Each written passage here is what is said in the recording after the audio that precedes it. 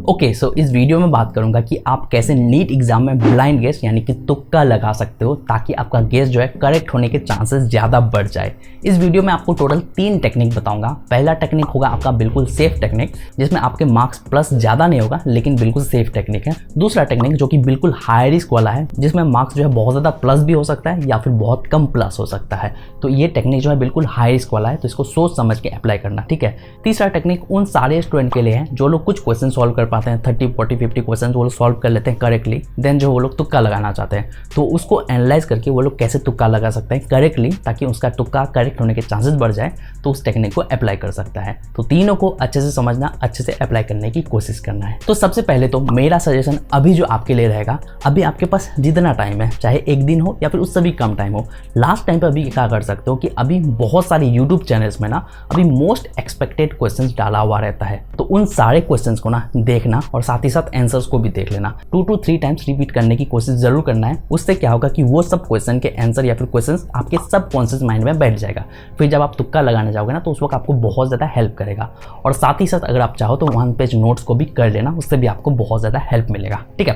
तो इसके अकॉर्डिंग बात करता हूँ अभी आपको तुक्का कैसे लगाना है। लेकिन तुक्का लगाने के लिए पिछले वीडियो में मैंने जो 4 पॉइंट्स बताए थे वो भी बहुत ज़्यादा इंपॉर्टेंट है। उन चारों पॉइंट्स को याद रखना जरूरी है। अगर आपने वो वीडियो नहीं देखा है, उस वीडियो को जाके देख लो, लिंक आपको डिस्क्रिप्शन में मिल जाएगा। और चारों पॉइंट्स को जरूर याद रखना तुक्का लगाते वक्त, ठीक है। तो चलो इसके अकॉर्डिंग बात करता हूँ आपको कैसे गेस करना है, ब्लाइंड गेस कैसे कर सकते हो। तो सबसे पहले मैं आपको बता दूं कि चारों ऑप्शंस में से ना ए वाले ऑप्शन में 35 to 40 क्वेश्चंस रहते हैं मोस्ट ऑफ द टाइम, यानी कि 10 में से 7 टाइम्स 35 से लेकर 40 क्वेश्चंस ही रहते हैं। कोई कोई कोड का क्वेश्चन में हो सकता है कि ज़्यादा हो जाए, 45 से लेकर 50 रहे, लेकिन मोस्ट ऑफ द टाइम 35 से लेकर 40 तक ही रहता है। उसके बाद बी वाले ऑप्शन में काफ़ी ज़्यादा रहता है, 46 तो मिनिमम क्वेश्चन के आंसर रहते हैं, कभी कभी कम होता है लेकिन मोस्ट ऑफ द टाइम 46 से लेकर 52 क्वेश्चन के आंसर होते हैं उसमें। उसके बाद सी वाले ऑप्शन में भी आपके 46 से लेकर 50 क्वेश्चन के आंसर रहते हैं, और उसके बाद डी वाले में भी ऑलमोस्ट बी के बराबर ही रहता है। तो इसके अकॉर्डिंग बात करता हूँ फर्स्ट टेक्निक के बारे में। तो इन तीनों टेक्निक को अप्लाई करने के लिए ना सबसे पहले तो आपको जितने भी क्वेश्चन है ना उसको 8-8 करके पार्ट कर लेना है। जैसे कि 1 to 8 ये हो गया फर्स्ट पार्ट, उसके बाद 9 to 16 सेकंड पार्ट हो गया, 7 to 24 ये हो गया थर्ड पार्ट। तो इसी तरह से आपको 8-8 क्वेश्चंस करके पार्ट कर लेना है, तभी जो है ये टेक्निक अप्लाई करेगा, जो मैंने खुद एनालाइज किया है लास्ट 5 to 6 ईयर्स के क्वेश्चन पेपर को देख के, ठीक है। तो इसके अकॉर्डिंग अब बात करता हूँ आपको तुक्का कैसे लगाना है। देखो 8 क्वेश्चंस में से ना बी वाले ऑप्शन में 2 to 3 क्वेश्चंस के आंसर रहता ही है, बहुत बार 4 क्वेश्चंस के आंसर रहता है। यानी कि अगर आप 8 क्वेश्चन में बी डाल देते हो, बी तो उसमें चांसेस होता है कि मिनिमम 2 क्वेश्चंस के आंसर तो होगा ही और मैक्सिमम 4 क्वेश्चंस तक आंसर हो सकता है। तो अगर आप बी डाल देते हो, मान लेता हूँ कि 2 क्वेश्चंस का आंसर राइट हो गया, तो आपका +2 होने के चांसेस ज़्यादा रहता है, यानी कि आपका +2 मार्क्स तो होगा ही, इस बात की गारंटी है। दैट्स वाई ये एक सेफ टेक्निक है, लेकिन मार्क्स भी बहुत कम प्लस होता है, ठीक है। तो इसी तरह से आपको बाकी पार्ट में भी सेम अप्लाई करना है। अगर आप बी डालते हो तो +2 होने के चांसेस ज़्यादा है, लेकिन उसी के साथ आपको सब में बी नहीं डालना है, किसी एक पार्ट में, यानी कि किसी एक पार्ट में 8 क्वेश्चंस में से सी डालने की कोशिश करना। सी डालोगे या फिर डी डालोगे ना तो उसमें भी चांसेस होता है कि 2 to 3 क्वेश्चंस करेक्ट होने के चांसेस रह जाए, क्योंकि बहुत बार ऐसा होता है कि किसी एक लाइन में सिर्फ एक बार बी रहता है लेकिन बहुत कम रहता है। तो इसलिए ट्राई करना है कि सारे में बी नहीं डाल के किसी एक में ट्राई करना है कि सी डाल दो, उसमें ज़्यादा रिस्क भी नहीं है, ठीक है।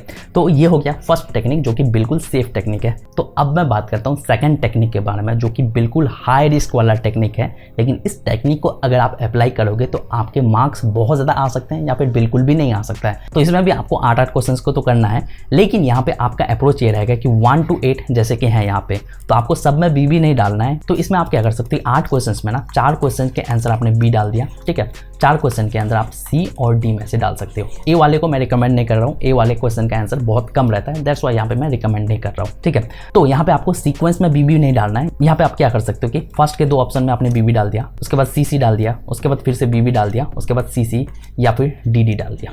इस तरह से आप अप्लाई कर सकते हो। या फिर दूसरा तरीका ये कर सकते हो कि फर्स्ट के ऑप्शन में सी डाल दिया, उसके बाद बी डाल दिया, उसके बाद सी डाल दिया, फिर बी डाल के आप CC डाल सकते हो। इस तरह से अप्लाई कर सकते हो, या फिर आप BB डाल दिए, फिर C डाल दिए, फिर BB डाल दिए, फिर CC करके डाल दिए। तो इस तीनों में से आप अप्लाई कर सकते हो। इन तीनों तरीके से आप आंसर देने की कोशिश करना। फर्स्ट वाले टेक्निक के बिल्कुल अकॉर्डिंग मत चलना।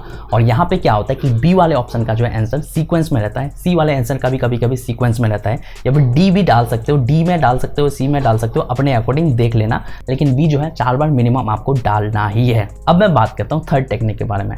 ये टेक्निक उन सारे स्टूडेंट के लिए जो लोग 30-40 क्वेश्चन सॉल्व कर लेते हैं, करेक्टली सॉल्व कर लिए, उसके बाद जो है वो लोग तुक्का लगाना चाहते हैं। तो वो लोग कैसे कर सकते हैं? तो सबसे पहले यहाँ पे क्या करेगा कि जो भी 40 या फिर 50 क्वेश्चन, जितना भी क्वेश्चन सॉल्व किया ना, उसको एनालाइज करके ये देखना है कि किस ऑप्शन में ज्यादा आंसर है। ABCD में से किस ऑप्शन में ज्यादा आंसर है। सपोज मान लिया कि B वाले ऑप्शन में 20 क्वेश्चंस के आंसर है, तो वो क्या करेगा कि B वाले ऑप्शन का आंसर तो वो 20 टाइम्स दे चुका है, तो यहाँ पे वो B को तुक्का नहीं लगा के ट्राई कर सकता है। जो ब्लाइंड गेस करना चाहता है, ठीक है, C कर सकता है या फिर D डाल सकता है। मेरे अकॉर्डिंग D डालेगा बेटर रहेगा, इससे प्लस होने के चांसेस ज्यादा रहता है, ठीक है।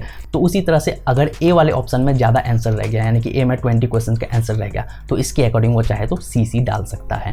तो इस तरह से जो है वो एनालाइज करके क्वेश्चन का तुक्का लगा सकता है। अगर बिल्कुल भी स्टडी नहीं किया है और उसको माइनस जाने से भी कोई दिक्कत नहीं है, तो इस टेक्निक को अप्लाई कर सकता है। या फिर मान लेता हूँ 9 to 16 में से उसने किसी क्वेश्चन के आंसर में A डाल दिया है, उसके बाद किसी में C डाल दिया है, किसी में D डाल दिया है, किसी में B डाल दिया है, ठीक है। सपोज इसने एक लाइन में 4 क्वेश्चन सॉल्व कर लिया, ठीक है। तो इसमें सबसे बेटर अप्रोच की बात करूँ अगर, तो 4 ऑप्शन जो बचे हुए ना, उसमें BB डाल दे तो उसके प्लस काफ़ी ज़्यादा हो सकता है। और ये टेक्निक बिल्कुल अप्लाई कर सकता है। बिल्कुल ये सेफ टेक्निक है और इसमें प्लस होने के चांसेस भी काफ़ी ज़्यादा है।